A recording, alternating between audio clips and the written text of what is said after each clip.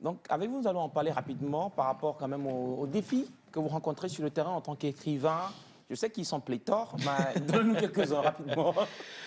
Oui, bon, effectivement, aujourd'hui, c'est la journée de l'écrivain africain. Ça fait une trentaine d'années qu'elle est en place, depuis 92. Et c'est effectivement intéressant de revenir sur les défis que nous rencontrons en tant qu'auteur, mais également le plaisir que c'est de créer. Il faut dire que au Togo, cette année est marquée par un événement qui est un peu emblématique quand même de la situation du milieu de l'écriture, c'est la fermeture par exemple, de la Librairie Star.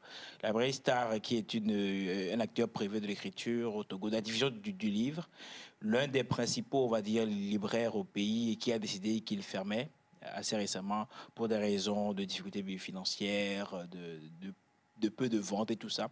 Et donc les auteurs togolais sont dans une situation un peu paradoxale où on n'a jamais autant produit au Togo. Les gens, c'est assez étonnant, mais les gens veulent écrire, quoi. Les gens veulent écrire. Mais en même temps, le grand public n'a jamais aussi pu acheter, j'ai presque envie de dire. Peut-être pas, de façon globale, quand même, en valeur absolue, les ventes ont souvent augmenté, mais à l'unité de personnes, c'est un peu plus compliqué. Et donc, il y a un peu la compétition de tout ce qui est réseaux sociaux, TikTok aujourd'hui, qui occupe énormément d'espace mental. Toutes les plateformes, la télé aussi, même si, bon, aujourd'hui, les réseaux sociaux ont une offensive beaucoup plus forte. Et donc, c'est un peu ça le contexte. On n'a jamais autant écrit qu'aujourd'hui au Togo. On est dans une période de boom assez remarquable comparé je dirais, à la décennie précédente, la décennie 2010 par exemple. 2010-2020 était particulièrement fertile. Celle qui actuellement dans laquelle on est, c'est-à-dire 2020 à 2030 aussi, montre bien qu'on a beaucoup progressé sur ce plan-là, mais on est confronté à quand même plusieurs vents contraires et ça crée une situation quand même assez paradoxale et qui est quand même intéressante à observer. Alors, qu'est-ce qui fait que les gens sont attirés beaucoup par l'écriture maintenant? Je crois que c'est la libéralisation des outils de publication. D'ailleurs, ça avait commencé déjà dans les années 2010, on va dire. Aujourd'hui, je pense qu'on doit avoir au moins une bonne dizaine de maisons d'édition au Togo. Oui. Peut-être on a un top 3, un top 4 qui est plus consistant, mais quand même, il y a plusieurs acteurs qui publient, donc c'est déjà un peu... Les gens, on s'est rendu compte que les gens avaient beaucoup de choses dans leur tiroir. Et donc, la facilité d'accéder à... Il y a une structure d'édition, que ce soit même de l'auto-édition. Aujourd'hui, on peut se publier directement sur Amazon ou différentes plateformes en auto-édition. Ça a ouvert les vannes un peu. Et c'est assez frappant de se rencontrer. Les gens ont des choses à dire. Et de ce point de vue, la littérature togolaise a quand même pas mal gagné, que ce soit les auteurs de la diaspora qui sont qui ont un peu plus de canaux de diffusion vers l'international, ou les auteurs togolais. En interne, il y a eu quand même un certain nombre d'évolutions, avec des éditeurs surtout qui, en 10 ans, quand même fait du chemin. Je pense notamment aux éditions Aoudi, les éditions Graines de Pensée qui étaient là depuis un peu plus longtemps. D'autres acteurs comme les éditions Continent aussi, l'édition Azur et Ago plus jeunes, l'édition Pont de Liane. Et donc, ça crée quand même une certaine émulation qui tire tout ça vers le haut. Même s'il y a quand même encore de très sérieux défis de diffusion, surtout d'informations, c'est-à-dire de toucher le public là où il se trouve, également de positionnement de ces différents ouvrages. Donc voilà un peu.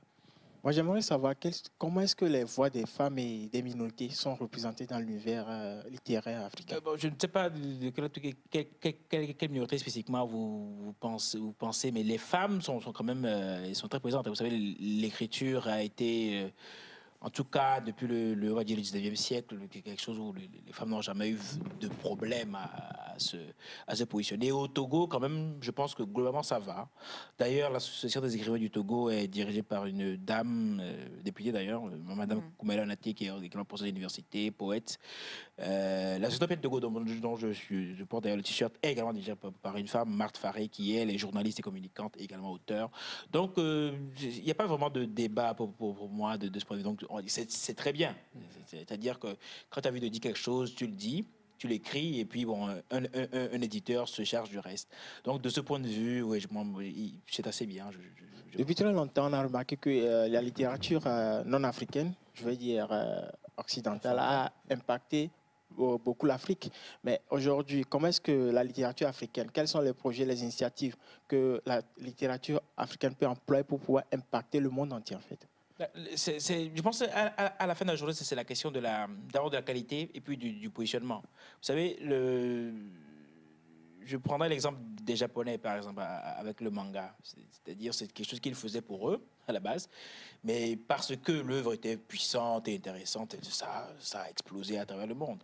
Je prendrais un auteur africain comme... j'en proposons trois. Soyinka, par exemple, le Nigérian. Celui qui a écrit l'aventure en Miguel de Cannes, le Sénégalais. Et Kamara Lai, l'enfant noir. Ces œuvres se sont imposées à l'échelle mondiale parce que, voilà, elle répondait à un besoin. À la fin de la journée, c'est d'abord la question de la puissance de l'œuvre.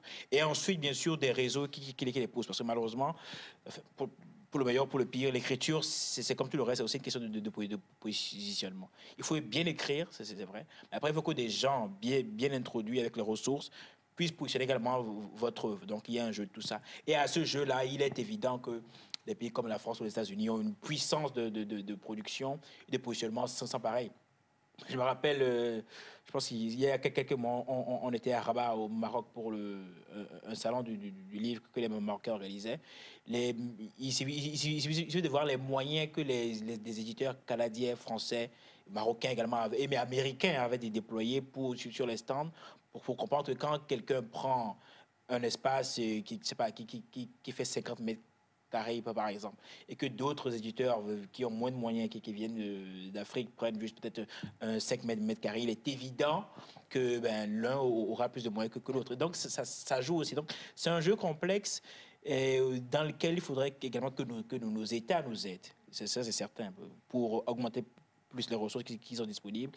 Pourquoi pas déjà aussi remettre encore plus d'auteurs, ici aujourd'hui en Togo, au programme. Ça, c'est un point très important. Il y a déjà eu quand même des avancées, il faut le dire. Quelques auteurs ont été intégrés au programme. Mais il faudrait renforcer encore plus ça et qu'il y ait plus de roulement aussi à ce niveau. C'est déjà un très important marché qu'on pourra explorer. Et à côté, je suis sûr que si on a le positionnement qu'il faut, il ne suffit pas juste de mettre les gens au programme, mais il faut qu'il y ait toute une machinerie derrière pour que peut-être si le livre est à 3000, il se retrouve une fois qu'il est au programme à 1500 ou à 1000 francs même, mais tout en étant rentable tant pour l'éditeur que pour l'auteur. Je pense que ça pourrait assez bien marcher. Donc, on a fait de premières étapes qui sont, par exemple, de mettre les auteurs au programme, quelques-uns, beaucoup. Oui, par exemple, Steve qui est au programme, Samy également. Bon, il y en a un certain nombre. Ça, c'est une première étape. Mais ensuite, il y a toute la partie maintenant très concrète, très matérielle de la production littéraire, c'est-à-dire les livres, ils s'impriment. Ils ont l'intra à un coût. Ouais, le livre doit également être déplacé vers les écoles et librairies. D'ailleurs, on n'a plus vraiment de librairie au Togo, quoi. Et ça, c'est un peu tragique. C'est quelque chose avec lequel on doit travailler. Alors, il faut au moins une grande librairie, ouais, une vraie qui se tienne sur ses jambes, qui permette de diffuser Donc, c'est toute une chaîne de valeur qu'il faut explorer, avec une vision vraiment très économique de la chose à un moment donné.